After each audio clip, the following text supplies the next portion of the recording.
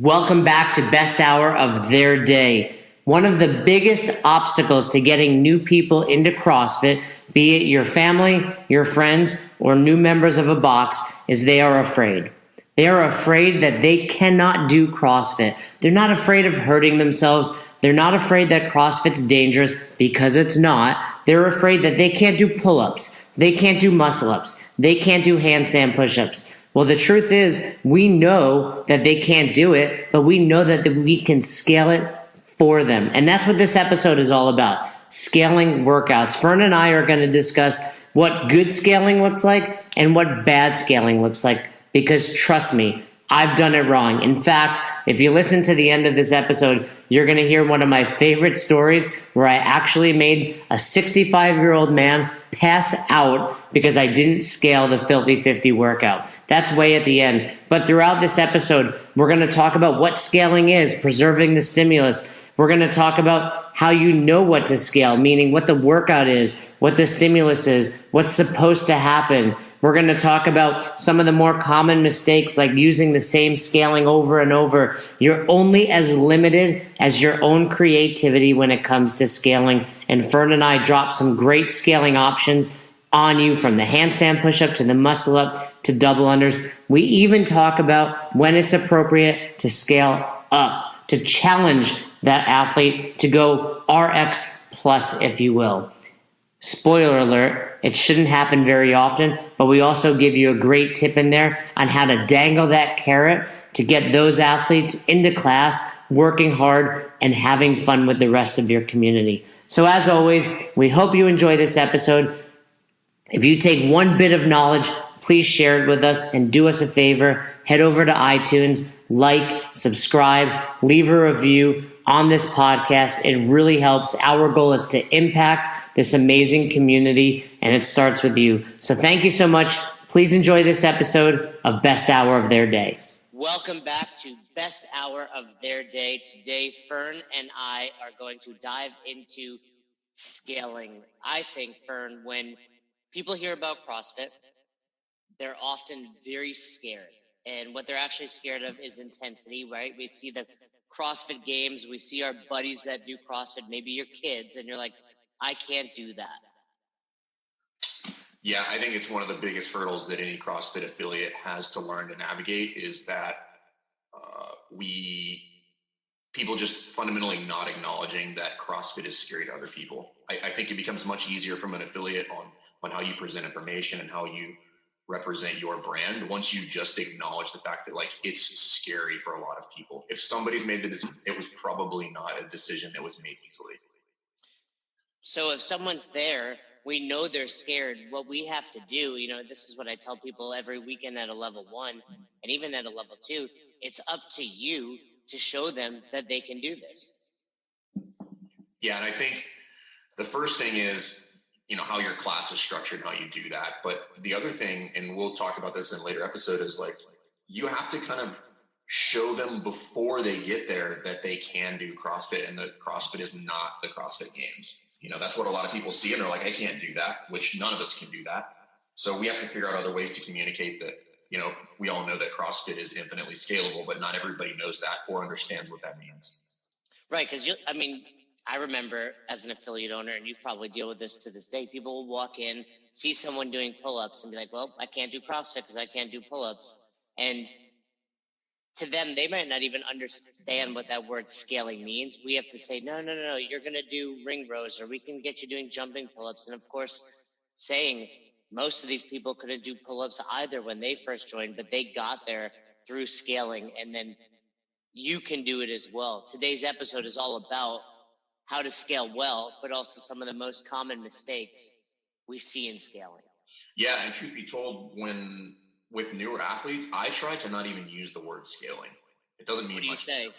I usually try to use terms like modify, because people understand that. But unless you're in the CrossFit community or pretty heavy into fitness, scaling can mean a lot of things. It can mean I'm scaling over a wall. It just doesn't, it's the same thing we talk about from a coaching standpoint about not using coach jargon. There's certain terms that we use really, really frequently in the CrossFit community that have zero meaning to other people who are not CrossFitters. That's a good point. And as you're saying that, I'm thinking we probably need an entire episode dedicated to that, because I think most CrossFitters forget there's still such a small percentage of not even the world, people that work out. And we have this jargon, and we will talk about just being an effective coach, but you see coaches that are like midline stabilization. You're like, your members have no idea what you're talking about. You sound like an idiot. Yeah, zero. They're like, brace your core. I'm like, what does that even mean? You're like, what does that mean? I've had coaches at level 2s where they say something, I'm like, I don't even know what you're talking about. I don't think you know what you're talking about, to be quite honest. But so let's dive into this, because the cool thing about every podcast you're going to hear from us is I would venture to say almost everything we give you, any piece of advice, is because we made mistakes. Yeah, I mean, I haven't made all the mistakes, but if you lined up 100 of them, I've probably made 99 of them. How many people from your box have ever gotten rhabdo? Including me? I want to say in 10 years, God, maybe 5, including me. So, and that's not to say they're all your fault. And I would say when I had my affiliates, probably about 5 as well. Now, I mean, I can tell you, like, I'm not going to say they're not my fault, because there's certain things that I could have done to find out more information about that. But in all of those scenarios, 2 of them were me. So that's just me being an idiot. But I can think of the other 3 where somebody basically withheld information. Yeah. All right. I'm on medication. I had somebody do that to me as well. Like, oh, by the way, I'm on, medication. I should have told you that. Yeah. One was on a heavy night of drinking that I didn't know about. And the other one, I found out later, was a drug addict. And that was something that was going on. So, again, still my fault, for not kind of tailoring some things. And then at least one of those cases defied all logic with how it worked, because of like, if I was to give you the reps and the loading and the movements, most people would just say there's no possible way to induce rhabdo from that, but it happened. Yeah. And I've had plenty of people that just I would go away for a level 1 weekend, come back. I hadn't seen Ernie in weeks. I'm like, where you been? He's like, oh, well, I did 200 GHD sit-ups and I had rhabdo. I was in the hospital well, I can't do anything about you being a dummy. And correct. So that's common as well. But the reason I bring up rhabdo is just oftentimes that's due to poor scaling. We have, if we were going to break down scaling, we would say there's scaling for new athletes, scaling for injuries, and then scaling by definition to preserve the stimulus of the workout. Correct. I think that's 3 good buckets to put scaling in. And there's pretty much the 3 buckets that any coach who's stepping on the floor to coach a workout is going to have to deal with. So I think that's where we should begin, in the sense that you're a new coach, or even you've been coaching for years. How can you become better at scaling? We need to understand the definition, preserve the stimulus of this workout. That is your goal. So you have to understand what the intended stimulus is. And that goes back to just understanding programming, which we'll dive into later. But from a coaching standpoint, you have to ask yourself, what is supposed to happen in this workout? What should the score? An easy way to think about this is, what should the score be? Whether it's a task priority or whether it's a time priority, what should the score be? That should tell you what the stimulus is. For instance, if it's Diane, so 21:59 deadlifts and handstand pushups. Okay, the score should be probably 7 minutes or lower, 8 minutes or lower of pulling from the floor in some sort of overhead press. So I'm going to do everything in my power to make sure that I craft something that falls within that score, whatever the intended score is. Yeah. Okay. So let's, last time we used Fran, let's use Diane. For those that don't know, 21:59 deadlifts, 225 men, 155 women, and handstand push-ups. So say that's your workout for the day. We know, where are most people going to get hung up in that workout? Yeah, it's going to be the handstand push-up. Either they don't have that volume, or they're fundamentally just don't have the capacity to do that yet. Right. So saying, hey, I know you can do deadlifts at 225, no problem. We know you struggle at handstand pushups. 3, 2, 1, go is not the best answer. The best in the world. I mean, I'm not the best in the world, and my best Diane time is like 3 minutes and 1 second. You know, that was a few years ago. But there are people, I also have short, stubby arms. There are people that do that workout in like 2 minutes these days. So, you know, say 7 or 8 minutes is certainly a fair time. Now we have to figure out what can we do to get people to finish in that time frame. So just off the top of your head, if you're teaching a class, give me, I'm gonna put you on the spot here. Give me a couple different variations of that workout that you would probably end up using if you were the coach. Yeah, I think you need to be creative. So again, you and I didn't discuss this. This is me thinking about it. So for one, let's assume people understand how to scale loading. You know, I would brief this at the whiteboard is this ideally is an unbroken deadlift workout. If you need to drop it at, 777, cool for a quick break, but these are not singles. You should be going unbroken. Maybe the 15s are a little bit of a struggle, but again, think of a load that if I said 3, 2, 1, go, you should be able to do 12 to 15, but ideally push for that 21. Cool. So we've handled that load. And we're assuming there's no injuries or anything going on. We know it's going to be the handstand push-up. So, first thing you can do, and you mentioned this the other day in our Fran discussion, is there's nothing wrong with saying you're going to do your 21 deads, but your handstand push-ups are going to look something like 12, 9, 6. Yeah, I think that's one that people leave out way too much. Yeah. Again, the best in the world, this is an unbroken sprint. But handstand push-ups are a struggle for many people. So again, I'd say if you're doing more than 3 sets, that's a problem. I don't want you doing more than 3 sets. So 7, 7, 7. And that, here's some other more, quote unquote, creative options. You have a minute to accumulate as many handstand push-ups in each round as you can. All right. Now I know you're not going to be stuck there forever.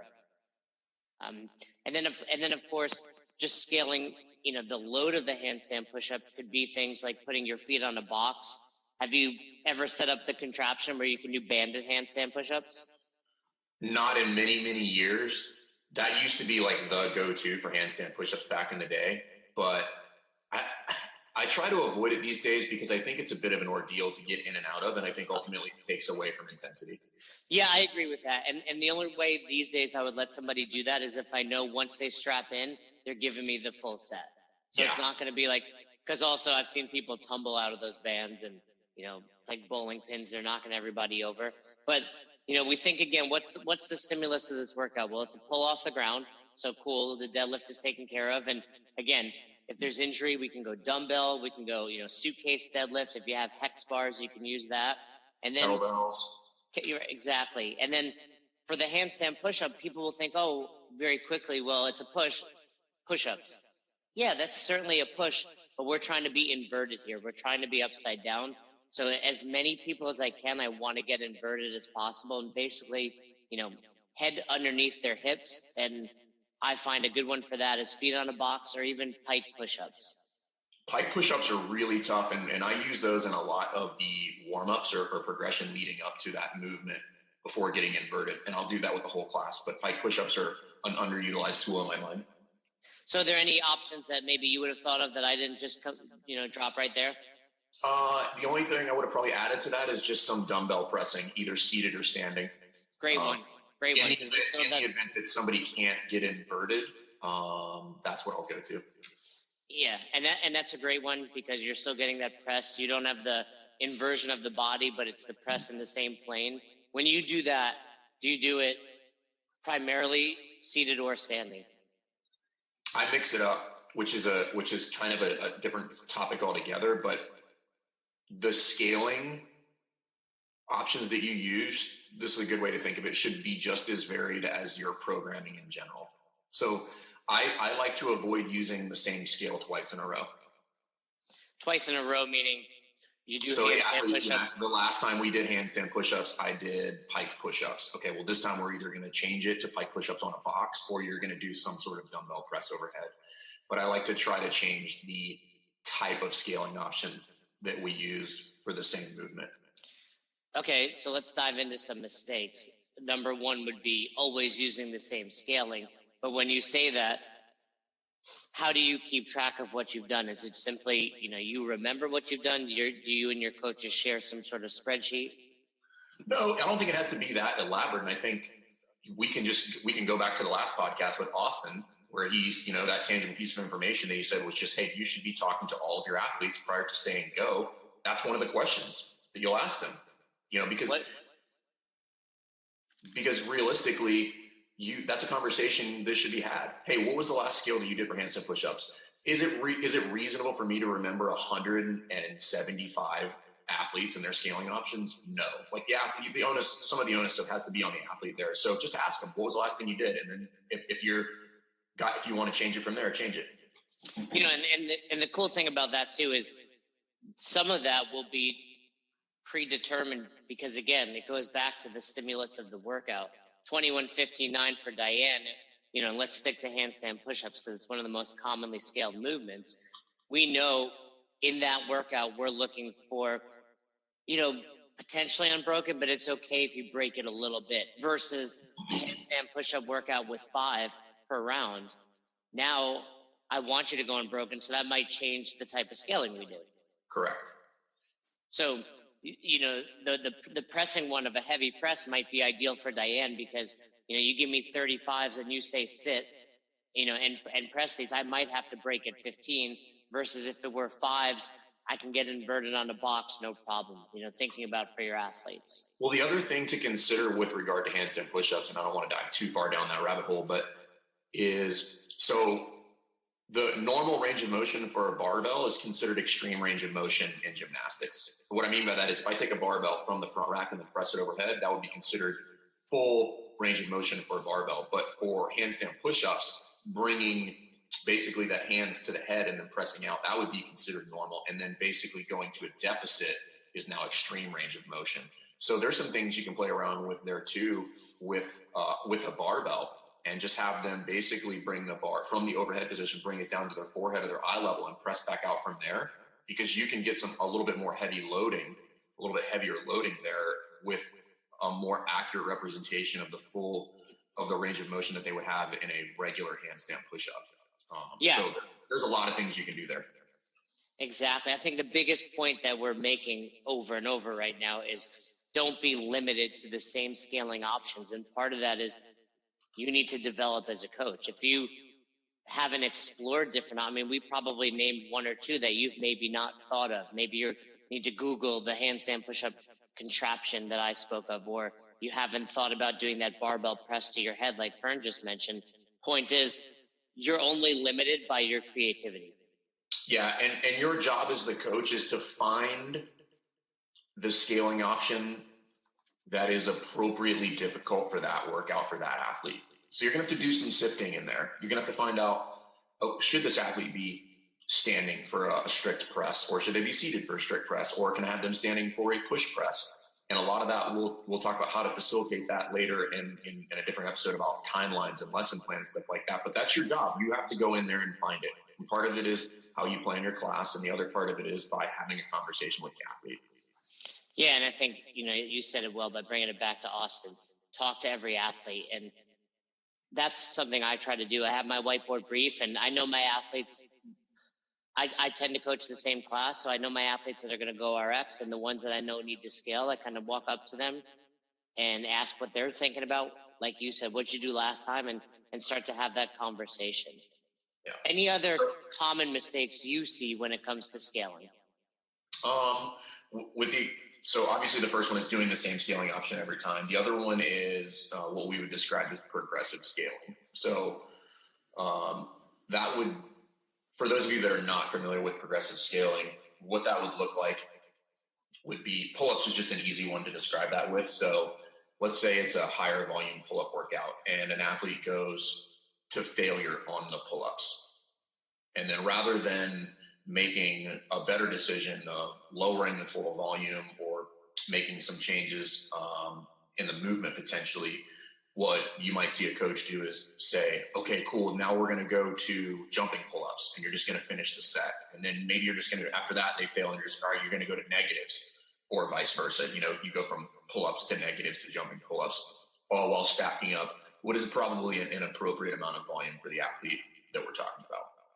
Yeah, and that goes back to that rhabdo discussion we had earlier. That's a quick and easy way to develop rhabdo because you're just breaking down the musculature way more than it should be, over and over again.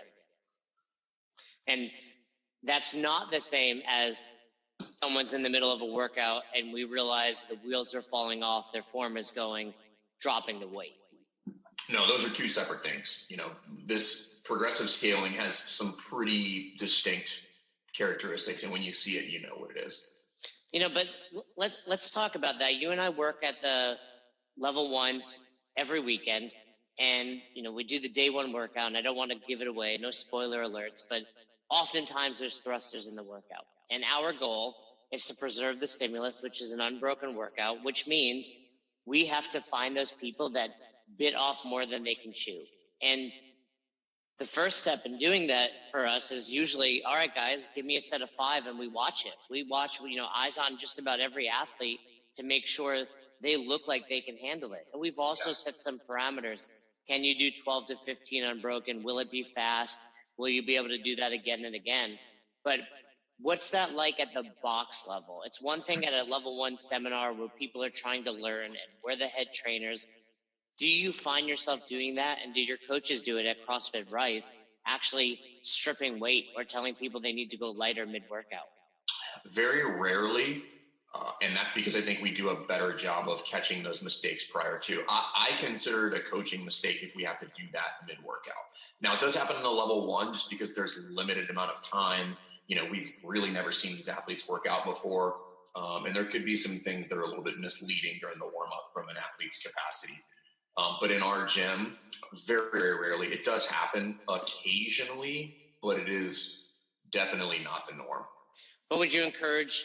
So someone's listening to this and maybe they're not quite as good at the whiteboard brief as we are, or they've, inevitably some athlete will just think they can do it. How do you recommend going about that from a coach's perspective? So you see, let's be honest, it's typically a dude. Johnny's over in the corner. It's Diane.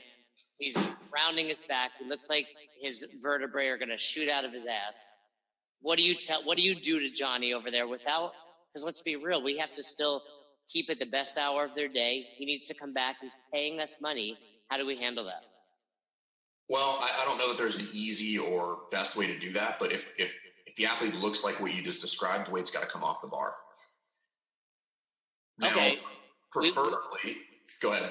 Well, I was going to say, I think everybody knows that. How, my question is, how does Fern, and I'm happy to, give my answer, which probably isn't much different than yours. It's like, how do we as a coach approach that athlete? Because I think we've all been there. And there have been times where I'm like, oh man, that looks really bad, but I don't want to ruin his day. But he's going to ruin his week if he hurts his back. For sure. And I think one of the things that will have to happen there is like, you might have to catch him during the handstand push-up and basically just take that weight off and just maybe you give them a goal, right? So I don't want to take I don't want to just take away in that scenario. I want to take and then give, right? So if I'm going to take weight off of the bar, I want to now give him a goal and say, let's say he's just finished around a 21 and I'm just not super happy with that from a coaching standpoint. I'm going to strip that weight off when he goes over to do the handstand push-ups. And then I'm going to tell Johnny, hey, when you come back to this, I want an unbroken set of 15. But I've stripped the weight down to something that I know is going to get hurt around 10 based on what I just saw, but he'll do the next set unbroken. But I'm going to take and give at the same time. Yeah, I like that. You basically didn't give him an option because he was over on the other movement. You strip off of 45, say we got to 25 on the bar. But then you also laid down a challenge. So now he feels like, okay, he's got something to strive for. And I do think sometimes you're out, like I've seen it in their eyes where they're like, thank you. That was a mistake. I appreciate you changing that for me. My ego wouldn't have allowed that to happen, but I appreciate you doing that for me. Yeah, and then if they're a little disgruntled about it, I've never had this happen. I've never had an athlete go put the weight back on. No, so, I agree. Neither have I. And so I don't think that is going, and nobody's going to have I don't think anybody's going to have an altercation with you mid-workout. They're going to finish. So then from a coaching standpoint, it's your job. You're going to have to attack that one head on. You're going to just have to go have a quick conversation with that athlete and their guard's going to be down. The workout's going to be over. They're going to have, expended that energy that they were, if they were having a bad day or something like that, and just tell them why you did it. Just tell them why. And, and that really sums up, I think, this podcast could have been one episode for 5 minutes, and it could have been just like communicate. That's it, right? Like we're done, best hour of their day is over. We don't need to continue, because if you just communicate with your athletes and you show them you're coming from a good place, like if you're like, Johnny, I don't want you to get hurt. And, especially again, have that conversation after, they will appreciate what you've done. Yeah. Now, so let's go back to something a little bit more practical, which is like, how do I avoid that scenario, right? Because that is the uncomfortable, awkward scenario that no coach actually wants to be in. But you might find yourself in there, and now you have to make that tough choice, which is like, I got to strip the weight off the bar. Right. If you're in that scenario, something has already gone wrong, is what you're saying. Correct. Right. So I'm a big fan of so you do your lesson plan, and I will dial up what I call a test round. And that test round is not like a full round of the workout, but it is an appropriate rep scheme of, let's say it was, Diane. I'm going to have the athletes probably do something like, right before we go, hey, everybody, I want you to show me, 7 and 7. Show me 7 deadlifts and 7 handstand pushups. And then we're going to take a break after that. And then we're going to go to the bathroom and get water and all that stuff. But I want to see 7 and 7 from everybody before we go. That's when you get to make sure and double check that people are making the appropriate decisions. Because if somebody has to take 7 and turn it into 4 and 3, that's a problem. So I want to see that before the workout starts. Yeah, when you're scaling the warm up, we have an issue. I love that. I refer to that as the WOD buildup. I do that in every class, and you're right. It sets the tone. It shows, you as the coach, you can get eyes on most people.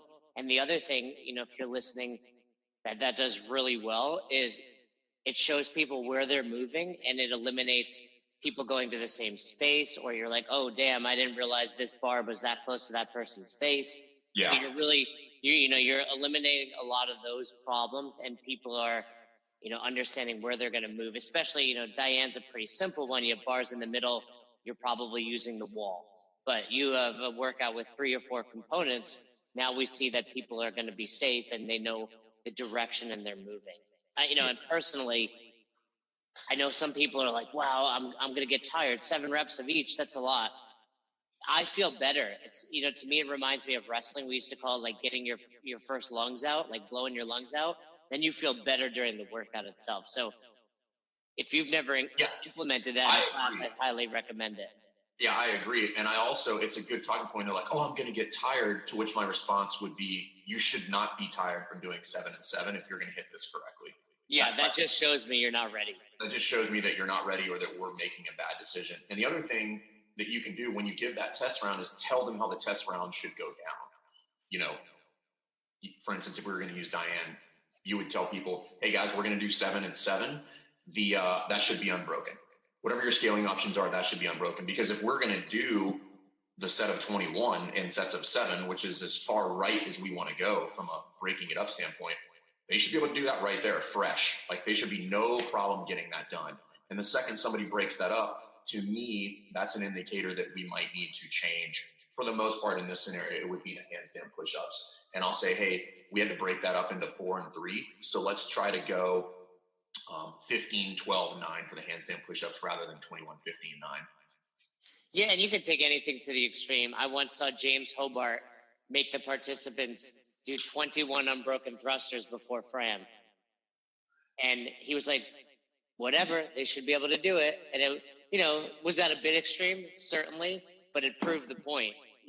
Those people that couldn't do it. He's not wrong, right? So, like, if you're going to hit Fran the way it should be, doing the set of 21 shouldn't, I'm not going to say I want to do that before a workout, but it shouldn't take it out of me. It shouldn't really change my time if I get a 4 to 5 minute break after that. Yeah, and that's the key. What we're saying is, it's not, all right, you did your warm up, go. It's 3 to 5 minutes. Like, go take your nervous pee, change your hand grips, whatever is going on. That's kind of the last stop before we get to the workout. But I always give a few minutes right there. And that's, again, one of our next episodes will be about timelines. That's implementing that into your timeline. Cool. So are there any other things that you do in your classes to kind of A, cover scaling, but then B, make sure that people are hitting the appropriate scales? No, I think we discussed it a couple episodes ago in the timeline. I'm sorry, in the whiteboard brief. A lot of that's happening in the whiteboard brief. And then if you do a successful whiteboard brief talking about the stimulus, then also talk to your athletes, you're probably about 90% there. Of course, we've discussed primarily scaling for fitness, meaning they're not quite fit enough to do it RX. There's obviously going to be injuries and newer athletes, and everything that we said is going to hold true, preserving the stimulus.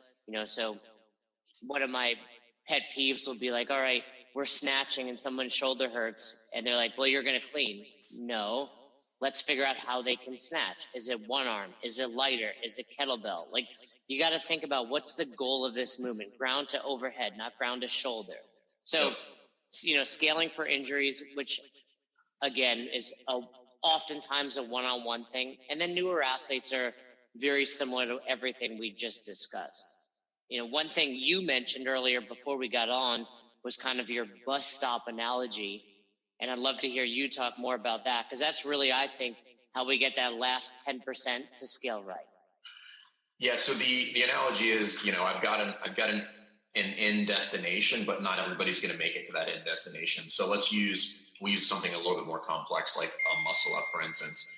In that muscle up, there is, there's a lot of things. And think of it like this: these bus stops or these stops would be different progressions to get to the full movement. And the idea is, I'm going to demonstrate what the end goal is. Hey guys, at some point we would like to get everybody to a muscle up, but we're going to walk everybody through a progression. This is going to do two things. It's going to get the athletes that do have the skill set warmed up and ready to go, but also it allows me to basically incrementally find out where everybody else's sticking point is. And then I can kind of leave them at that stop or leave them at that point in the progression. And I'm just kind of dropping people off along the way. So for the muscle up, first thing obviously we need to do is, like, let's say it's a ring muscle up. And let's say that first thing I need to do is establish ring support. Well, right there, that's going to tell me if somebody can't do ring support, like, I need to think about, are we doing a kneeling muscle up? Like, are they going to be seated in a box or in a rubber band or something like that? Should they even be in the rings, quite frankly? Should they even be in class? Get out of class. You can't do it. Get out of here. You can't do a ring muscle up. CrossFit's not for you.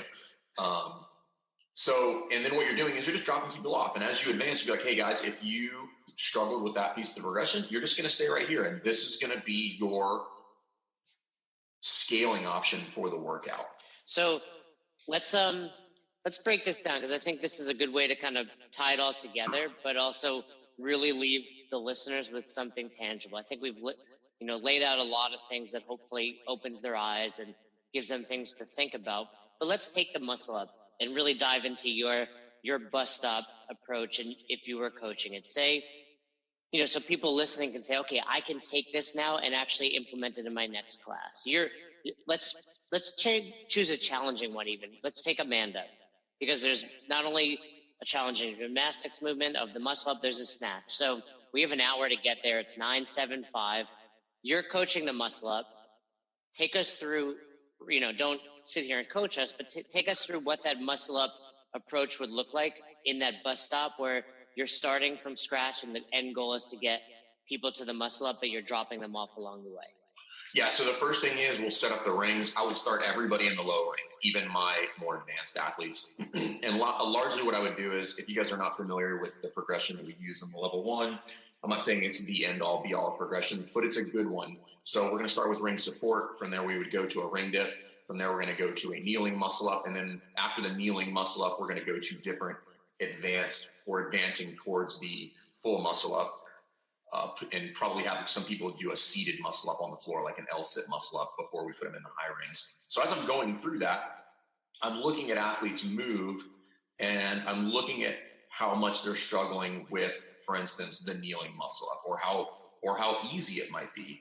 And I might be going through, as we go through the the ring muscle up and the ring dip, and I see there's certain people that are struggling with the ring dip, and I'll just tell them, hey, you're going to use your feet and you're just going to jump up to position of support, but keep going through the progression as we go through.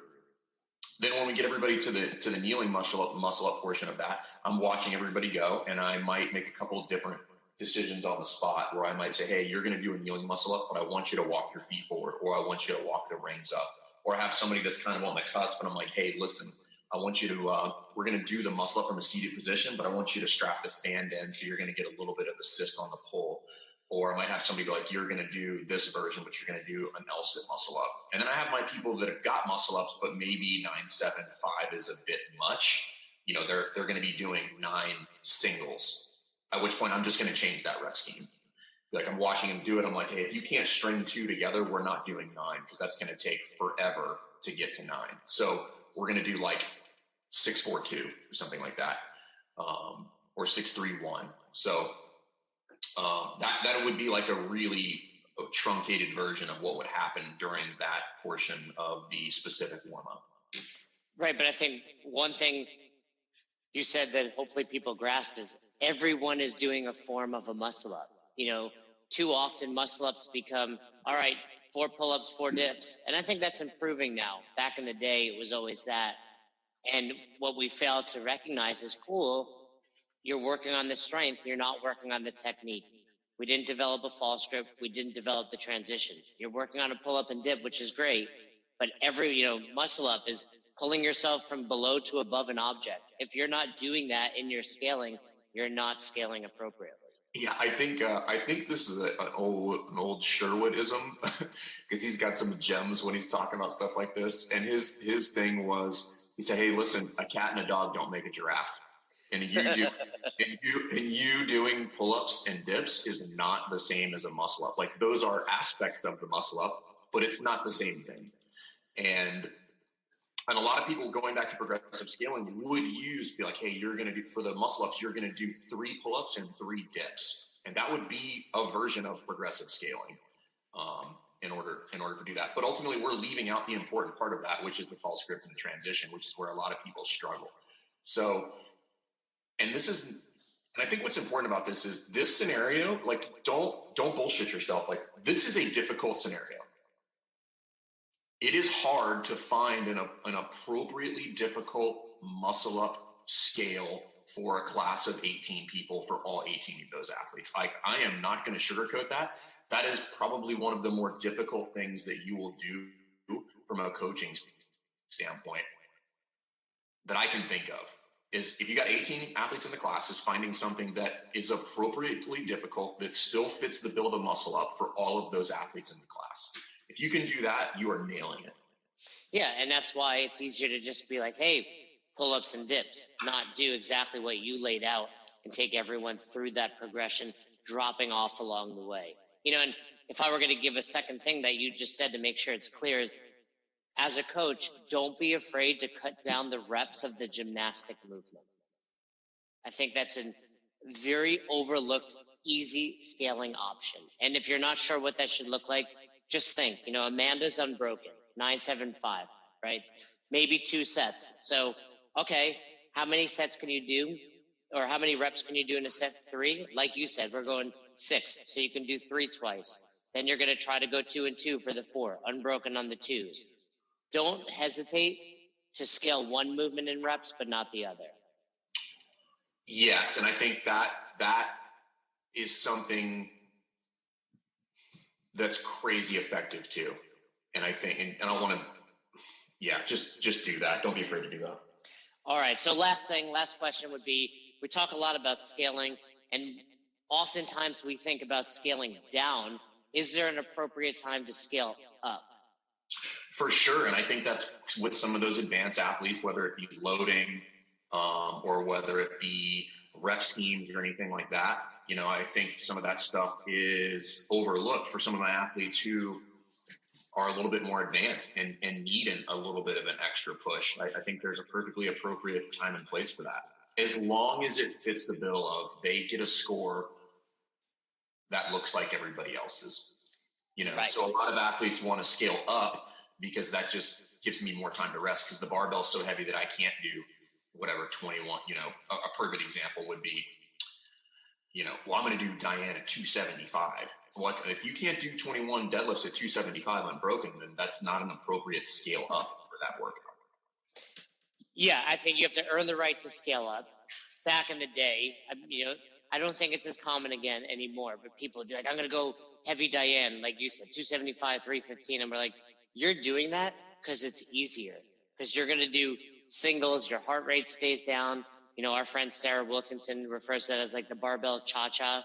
Like You're stepping to it, you're stepping back.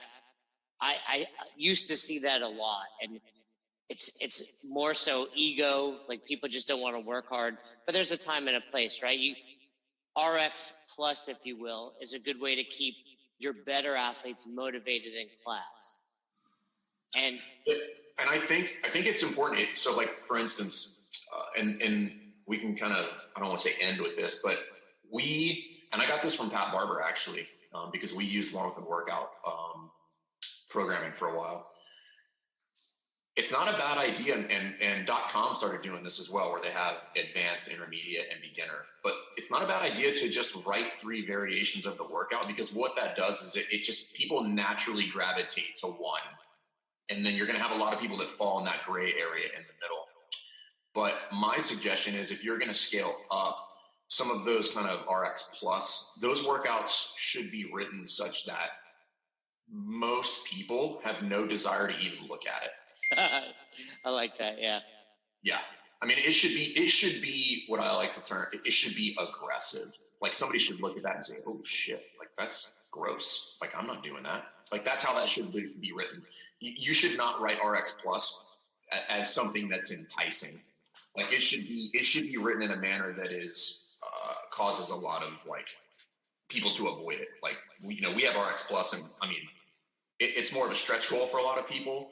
And occasionally we'll have something that's, everybody can do it. But most of the time it's written at volume or loads that people are not even going to consider. Yeah, and it probably shouldn't be something that's up there every day. It might be something you throw out there 2 or 3 times a week, dangle that carrot. Like you said, make it aggressive so people don't want to, but every so often they, bite off more than they can chew just to give it a go. But not a daily occurrence unless you have an athlete that really, really is, high level. You know what we didn't touch on, and shame on us. Like, so, and I'll let you touch this one. What are the 3 big ticket items with regard to scaling? Like, how should people think about that? Just the big ticket items would, as far as from a coaching or athlete perspective? From a coaching standpoint. So, like, hey, what are the 3 things that I can scale in any given workout? Oh, well, load, time, and reps, right? So we're trying to preserve the intended stimulus, and load, time, and reps are what's going to impact our intensity. So the goal is, how can we keep intensity high? Well, we can change the load, make it lower. We can change the time domain. There's some options people don't think about on that front as well. And I think with any of these podcasts, you and I can probably talk for hours. So I'm going to try to limit that. But let's go to another example. Let's go to a 400-meter run. So many times people are like, well, I can't run, you're going to row. And can't is a weird word, because I say I can't run, even though I'm fully capable of running. But sometimes it's like, okay, a 400-meter run, let's call it 90 seconds to 2 minutes. You're going to get out there and you're going to, do shuttle runs for 90 seconds while everybody else is running 400 meters. You're going to do a 200-meter loop instead of a 400-meter loop. We all know when you run far enough that your coach can't see you anymore, that's when you walk a little bit, right? So I want to make sure those people are always in my eyesight. I can always see them. So we can always change those things based on, time. And then, of course, reps, which is very similar to that. We just do less reps, things that we've discussed a few times so far. Anything else you would add to that? No, I think it's a big one. I do want to dive into some specifics here because I think this stuff is valuable. So let's talk about one that always, in my mind, people I think they screw this up endlessly. How do you scale double unders? Whatever variation of a workout you want to use for that. And that's a great one. It's like muscle ups, and I like, I forget the exact question I used to ask. I wish I could remember, but it was similar. I probably stole it from Pat Sherwood. Like, how many giraffes make an elephant or something like that? People look at you like you're stupid, but I'm like, exactly. Single unders don't make double unders. And there's double unders often become you're going to do double the singles, right? So let's call it Annie, 50, 40, 30, 20, 10, double unders and sit-ups. Most of the time, people will say do double in singles. So you're going to do 100. And here's why I hate that. I get really frustrated with it. If you're listening, the people that need to scale double unders typically, not always, are less fit. So not only can they not do this movement, but now we're asking them to do something longer, because 50 double unders is a lot faster than 100 singles. We already know they're going to be our slower athletes, but now we're asking them to do more work. So I very rarely do that. Even when the box pushes, like, that's the scaling option for the day, and I just coach there, I'm like, nope, we're going to do the same number. But some other things that I like to do is, okay, well, if it's 50 double unders, that should take me approximately 30 seconds. You're going to do double under attempts for 30 seconds. Or some people can, as you're developing, can do a handful in a row, or single, double. And I'll say, okay, you're going to do 50 jumps, but 25 of them need to be double unders. Or even you're going to do double unders for one max set, and then you're going to finish with single unders. Again, I can continue to go on, but the point is, it's not always double the number for single unders.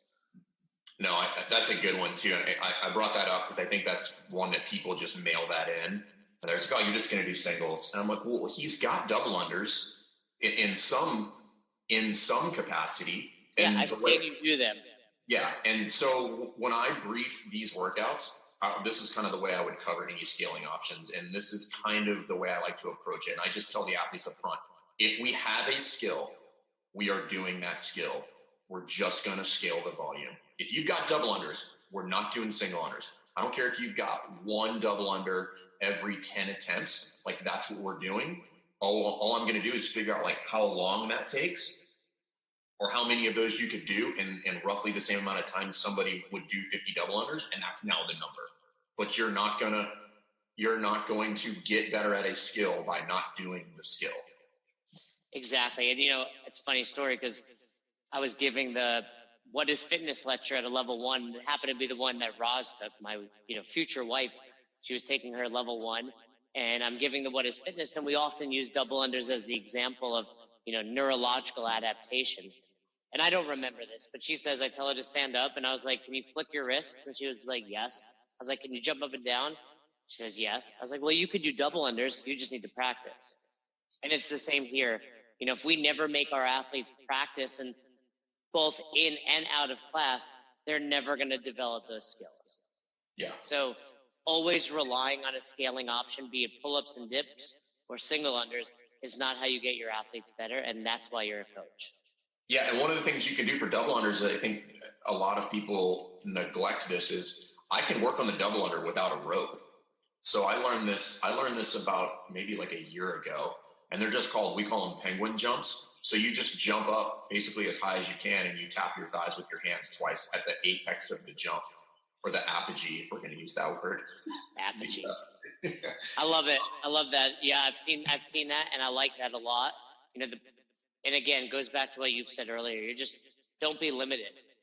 Come up with something. Maybe you can come up with something even better and let us know. But if you're not developing that skill, you're not developing that skill.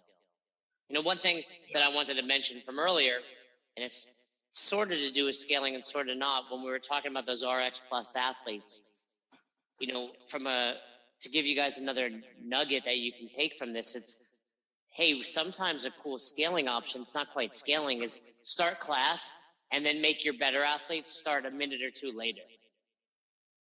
Ooh, that way they got to hustle. I like that. It's good. Yes. So it's not scaling, but all of a sudden they're trying to catch up. And, that might prevent them from trying to go heavier. Like, hey, Johnny, today, I know you can probably go a little heavier than RX, but rather than that, I want you to try to win this workout, but you're going to start a minute behind.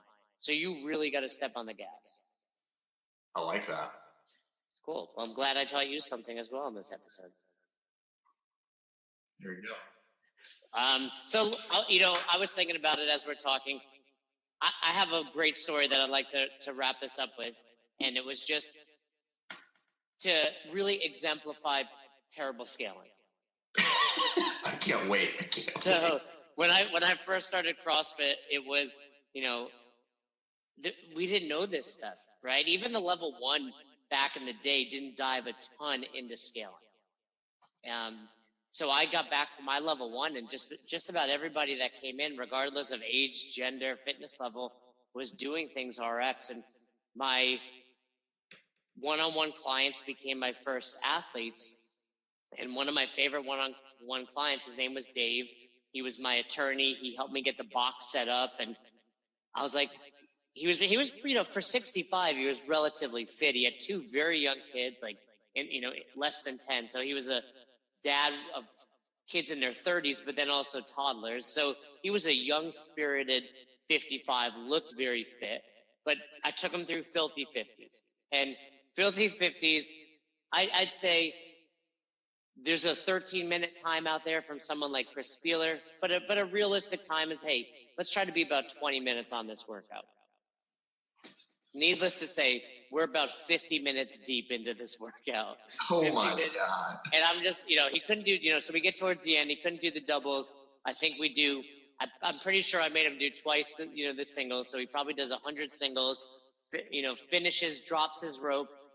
And he's like, his eyes are like glazed over. We go walk outside. I was like, let's get some air. We're in Albany, New York. It's in the fall. We have a seat on the steps of the gym. We're making eye contact. His eyes roll back into his head and he passes out. And, I'm freaking out. It's like one of the first times I've coached. He passes out. I'm, call 911, get 911 there. And he comes to and he's okay, but he's in his 60s. So they take him into they put him on a stretcher, put him in the ambulance. First thing he says was, I'm going to get you for this. It was, it's half joking, but I also know Dave, he was serious. And then he goes, sign me up. So point is, it was terrible scaling. It happened to work. Dave still does CrossFit to this day, but I've learned a lot over the years, and I will do my best not to have someone pass out in a workout because I was a shitty coach. So I think the moral of the story there is I'll wrap this up. Nobody's good at first. Err on the side of caution. Make people earn the ability to move up in difficulty and intensity. Well done, Fern. Thank you for summing that up. So hopefully you guys listening got something from this. Fern and I can talk for hours about any topic, so we try to streamline it. But if you do have questions, feel free to hit us up, whether it be about specific scaling options, things we said, or if you have ideas that we didn't cover and you'd like to hear us cover, definitely let us know. You can follow us on Instagram at Best Hour of Their Day, and of course our personal handles and all over the internet. So great episode on scaling, Fern, and we'll be back later in the week, next week, to talk more about becoming the best coach you can be.